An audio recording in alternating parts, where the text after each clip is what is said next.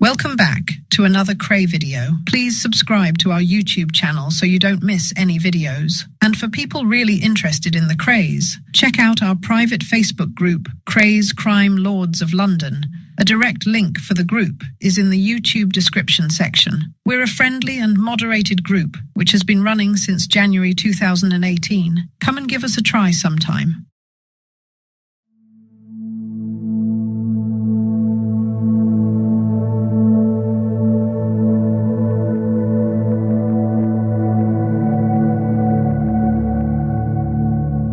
Ronnie had just murdered George Cornell. If the police were not sure who had killed him, there was one person who was in little doubt: the dead man's widow. She came round to Valence Road and threw a brick through Mum's front window. Fortunately, she and the old man were out at the time. Cornell's widow stayed outside the house, yelling insults and accusations, until Aunt May told her that no matter what the woman thought the twins had done, it was nothing to do with the parents. Finally, Mrs. Cornell left. I can understand her wanting to vent her anger and hate, but her reaction did nobody any good. The Cornell murder shook me naturally, but I should not have been too surprised. The twins and I had had our arguments about guns. I tried to make Ronnie see that it was daft to walk around London armed to the teeth like some commando, but he would reply, "If they're tooled up, so will I be. They won't have me over." "Hold up," I'd say. "Think about what is going to happen." But of course he wouldn't. "I'd rather accept the consequences than have my head blown off," he'd say.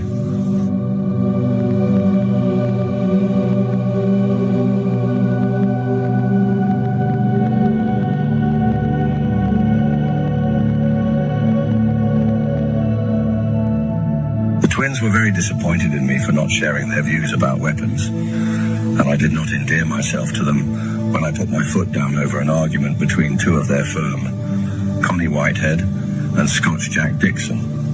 Ronnie had already told them to cool it, but Connie and Jack took no notice. Then one night, when I went to one of our clubs, the Starlight in Oxford Street, the doorman, Tommy Flanagan, said, "I'm glad you've come, Charlie. Jack's inside, waiting for Connie with a gun. He's going to do him." "It's not going to happen," I assured him. Relieved, Tommy said, "Tell him, Charlie." When I walked through into the club, Ronnie came up, wanting to know why I was there. I told him I'd popped in for a drink, then asked what was going on between Connie and Jack. Ronnie said, "I could have guessed you'd interfere." I went up to Jack and asked him if he had a gun. He admitted he had. "So you're going to shoot Whitehead?" I said. "You were pals a little while ago. Now you've had a fallout. You want to shoot him?" I turned to Ronnie. "Are you just going to stand there?" "Let him get on with it," Ronnie said. "If he wants to shoot him, let him. It's nothing to do with me. You can't just stand by and watch," I told him. But Ronnie said, "Don't interfere. Get on with your own business. I couldn't care less." I turned to Jack again. "The only reason you have a gun and you're standing there like a big guy is because Ronnie is standing with you. You wouldn't have the bottle on your own." Jack said nothing. Ronnie drew on a cigarette, watching me. We stood there in silence. "Well, it's not happening," I said finally. "I promise you that." "What do you mean?" Ronnie asked. "If Connie comes down here, I'm taking him away. I won't let it happen." Ronnie launched a tirade of abuse at me, but I ignored him, and I looked at Jack. "Give me the gun," I said. He didn't want to, but after a few minutes he handed it over. "Happy now?" asked Ronnie. I continued to ignore him and went upstairs with the gun and told Tommy to dump it. "Thank God for that," Tommy said.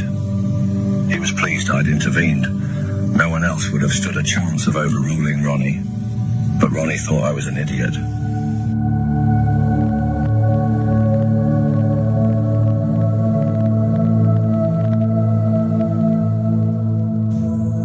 For the next 5 months, the East End was alive with rumours. Everyone, it seemed, knew who had shot Cornell. People would come up to me and try to pump me, hoping I would confirm what everyone suspected. "I hear old Ron had Cornell over, is that right?" news to me, I'd reply. Better ask Ron. I was up to my eyes running my theatrical agency, a coat factory, and distributing potatoes, and did not see a lot of the twins. When I did see them, neither mentioned the murder. They did not seem the least concerned. It was as if it had never happened.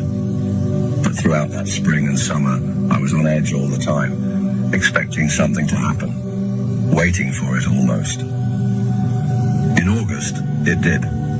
Detective Chief Superintendent Tommy Butler swooped on a number of East End houses, including the twins in Valence Road, and took in several men he felt might be able to help with his inquiries into the blind beggar mystery.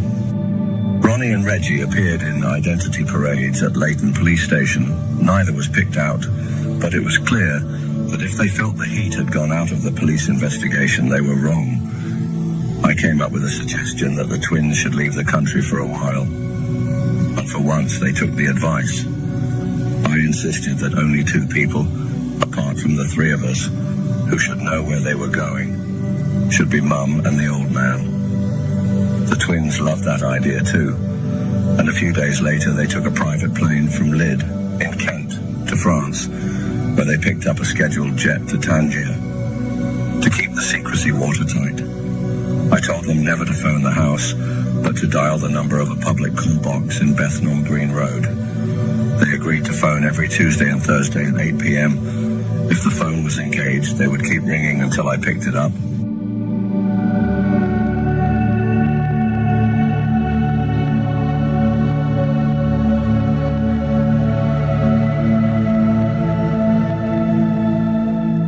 For the next month, I felt like a spy, slipping out quietly just before 8 and waiting for the phone to ring. And of course, the twins loved the intrigue. The effect on the East End was startling. The twins' friends were very curious, but not as much as the police were. Soon, rumors started flying around, including one that the twins had been murdered. When I told them, they roared with laughter. It wasn't easy keeping the secret for 4 weeks, but somehow we managed it, and it was worth it. It gave the police something to think about, and as far as the twins' so-called friends were concerned, the rumors proved something I'd always suspected, that they couldn't stop bragging that they knew everything about the twins when, in fact, they knew absolutely nothing. When the twins were due to return, I decided to see how fast the truth traveled by telling just one person where they'd really been. It was all over the East End in minutes. When they finally arrived home, tanned and rested, Ronnie and Reggie took a great delight in the fuss their sudden absence had caused. A lot of people were glad to see them back, but in Tangier, many, chiefly hotel waiters and taxi drivers, had been sorry to see them go. Ronald Kray was the biggest tipper the city had ever seen.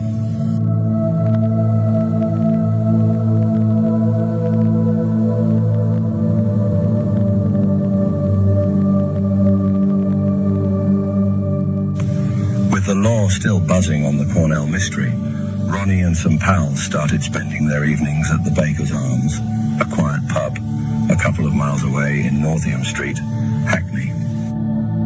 One summer night, Detective Sergeant Leonard Townsend from Hackney Police Station walked into the saloon bar with a colleague called Barker. Ronnie and most of his friends walked out. Townsend looked at one who stayed behind. "They've got to drink somewhere," he said, "and they might as well use this pub. If you see the Kray twins, tell them if they want to play ball with us, we'll play ball with them." When Ronnie heard this, he went spare, but he agreed to meet Townsend in the pub the following night. They went into a private room at the back of the pub, and Townsend quickly came to the point. "I know you like it here because it's nice and quiet, but if you want to be left alone, it's going to cost you a little bit of rent. There are two of us in it, a pony a week each." Inwardly, Ronnie was boiling. 50 quid a week to be allowed to drink in a pub. He felt like laying Townsend out on the spot, but he controlled himself. He had had an idea. He asked for a day to talk it over with Reggie, and agreed to meet Townsend in the pub again the next night. When Townsend left, Ronnie told the licensee, Eric Marshall, who exploded. "I'm going to Scotland Yard," he said. "I'm a straight man. You've done nothing. You and your mates spend your money here. You're always treating the old people. The police are driving you away. I'm not having it. Ronnie quietened him down. They needed proof, he said, and he knew how to get it. He would meet the greedy copper the next night, as arranged.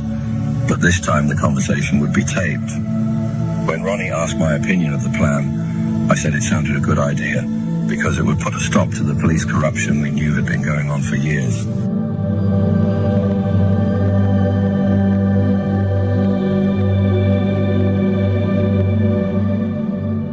It would do the public good to learn that while the Kray twins had been accused of demanding money from people, the police had been demanding it off them. But I knew Ronnie well, and suspected he wouldn't follow it through all the way. You'll get them nicked all right, I told him. But when it comes to court, you won't give evidence. Oh yes, I will, Ronnie said. They asked for this trouble, and I'm going to give it to them. I shook my head. Don't bother wasting your time. You should go through with it, but you won't. I suppose Ronnie really believed he would, but I knew him better than he knew himself. Before the meeting, Ronnie contacted a private detective friend who set up 2 tape recorders in the room, one in an empty tin, the other strapped to Ronnie's chest under his shirt. The trap worked like a dream. Ronnie got Townsend to spill out all the incriminating evidence of corruption. Then he took the recording to a solicitor who went to Scotland Yard. 4 days later, Eric Marshall kept a rendezvous with Townsend, carrying 10 £5 notes, the numbers of which had been listed by a Scotland Yard detective chief inspector.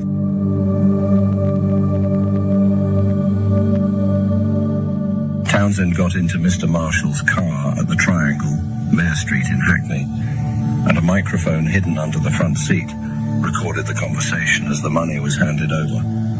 The hard part of the plan was over. The greedy cop had taken the bribe. But sadly, the watching police made a mess of the next part of the plan. Overzealous C-11 men blew their cover too soon, and Townsend made a run for it, throwing the incriminating packet into the road. He was caught after a mild chase, but not with the evidence on him. As it turned out, it didn't matter. The tape recordings were enough to convince the police Townsend was guilty of corruption, and he was duly charged. All that was needed now was for Ronnie to make a statement and go to court, and Townsend would be kicked out of the force, possibly jailed. Surprise, surprise, Ronnie said he couldn't, and wouldn't do it. I tried to reason with him. I told him he had gone through all the aggravation so far, and it would be easy to follow it through. When Ronnie still refused, I said he owed it to other victims of police corruption to try to end it once and for all. No joy there either.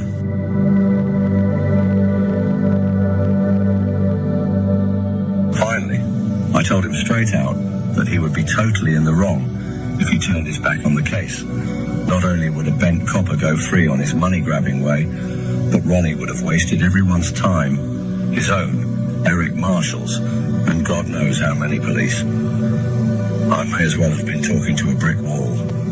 Ronnie said he would never go into a witness box to put somebody away, no matter who they were. Yes, Townsend was a bad copper, but giving evidence against him would make them as bad as each other, Ronnie argued. It was a strange, maddening philosophy, and I tried my damnedest to change Ronnie's mind. I should have saved my breath, for when a summons arrived in December ordering Ronnie to attend Old Street Court in North London as a witness, he promptly went into hiding.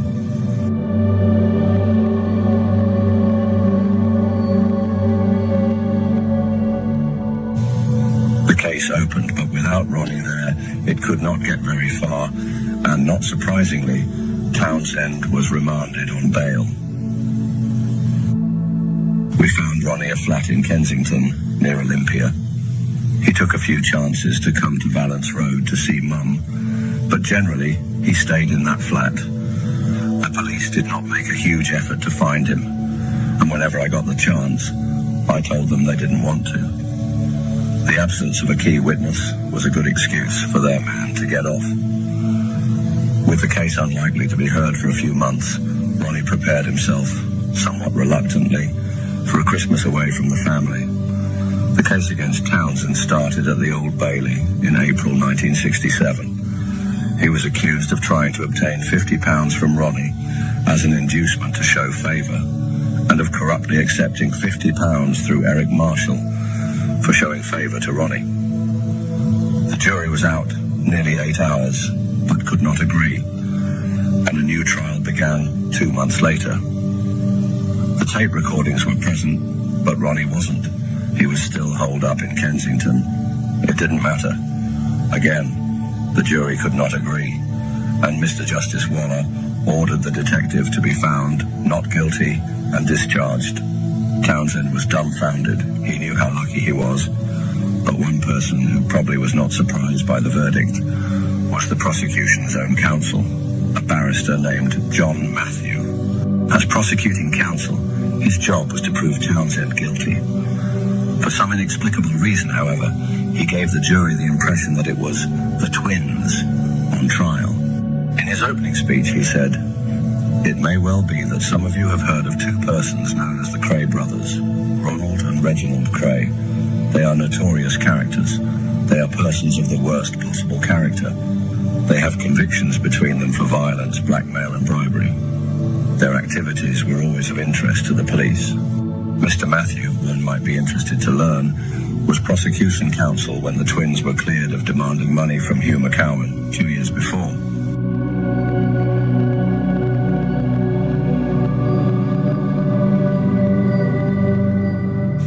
The day after Townsend walked free, Ronnie came out of hiding from his self-imposed imprisonment.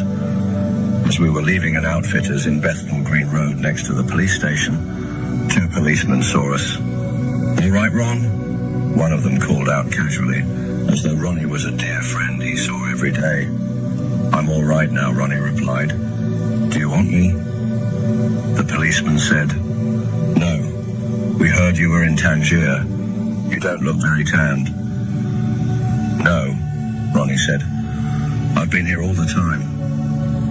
The policeman laughed and walked on. We got in the car and drove to Valence Road. That ended one dramatic episode in Ronnie's life. But another was already hitting the headlines, and it was to end at the Old Bailey with Ronnie facing a charge of murder.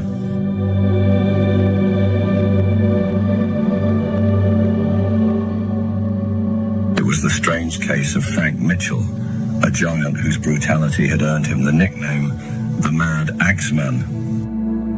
Mitchell stood over 6 feet, had enormous muscles, and was immensely strong. Yet he was shy and inarticulate, with the mentality of a child.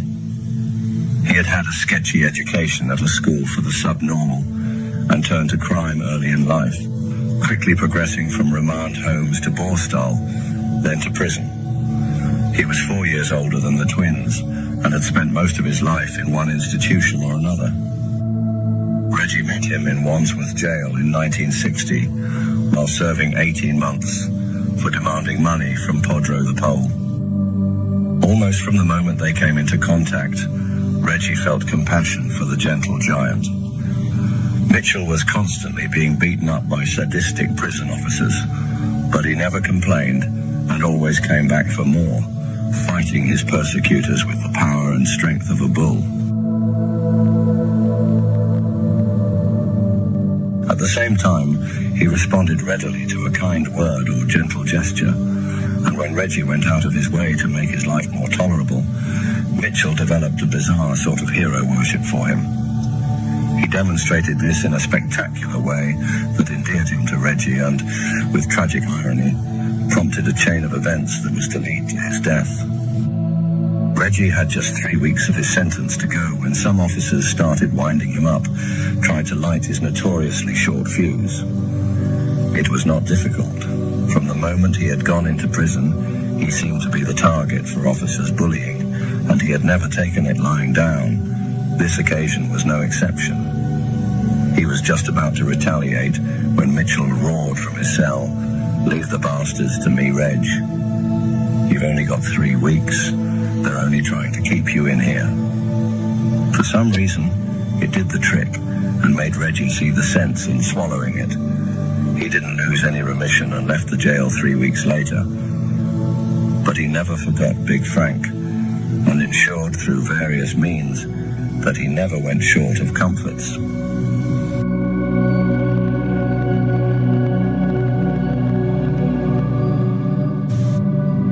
Sometime later, Reggie got a chance to prove his friendship in a more profound way.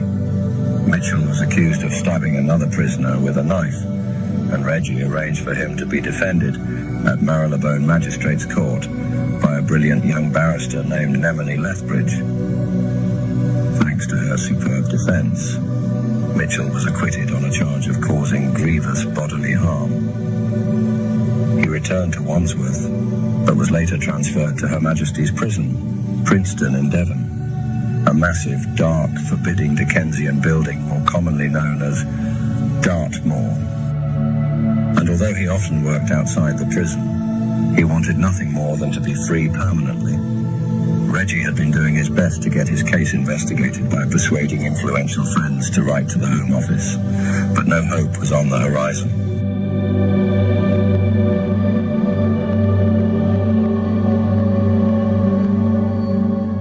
Then, one wintry afternoon, while Ronnie was playing Puccini in his Kensington hideaway, Scotch Jack Dixon went to Reggie with a story that Mitchell was threatening to kill one of the prison officers to draw attention to his case. Reggie thought about it carefully, then made one of his swift decisions. He gave Dixon a couple of £100 and told him to get Mitchell out of jail for Christmas. Dixon enlisted the help of a couple of mates, Albert Donahue and a former boxer named Bill Exley, and planned the escape. It was surprisingly easy. On the morning of the 12th of December, the three of them turned up in a car at a pre-arranged spot, and Mitchell, who had slipped away from a group building fences on a military range, was waiting for them. Later that day, radio and TV news reports informed the nation that helicopters and commandos were scouring the moors for mad axeman Frank Mitchell. But by then, the subject of their search was tucking into a fry-up at a council flat in Barking.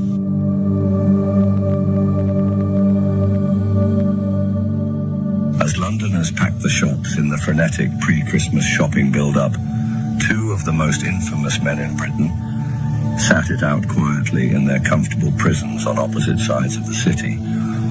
Ronnie in upper-crust Kensington in West London, Mitchell on the outskirts of the more modest East End. I was a virtual prisoner too. I'd developed a throat infection, which confined me to bed at the time of Mitchell's escape, and for some days afterwards. I could not get involved in the big man's problems, even if I'd wanted to. For no sooner had I recovered than I had to get busy, tending to Ronnie's needs. I felt like someone from MI5 again when I went over to Kensington to see him. Just in case I was being followed, I jumped on and off buses, in and out of taxis, and sometimes walked round in circles, just to shrug off would-be pursuers. With Ronnie wanted by every policeman in London, I couldn't be too careful. It was a bit of a drag sometimes, having to go through all that fuss, but I didn't mind. I couldn't expect Reggie to spend a lot of time with Ronnie. He was having great problems with his in-laws over Francis, who, sadly, was suffering from depression.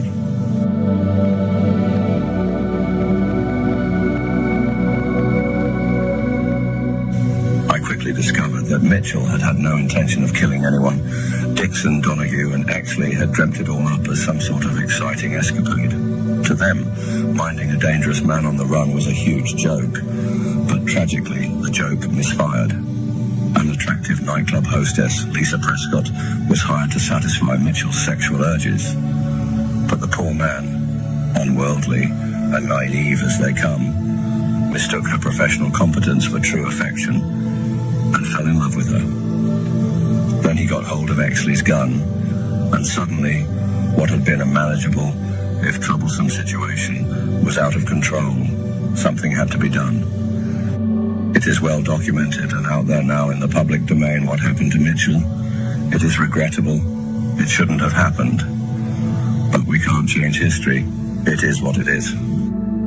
Frank Mitchell left that barking road flat on Friday night, the 23rd of December in 1966, and was never seen again. And this ends another edition, my friends. Thank you for watching, and I hope you enjoyed it. I'll catch you again in the next one.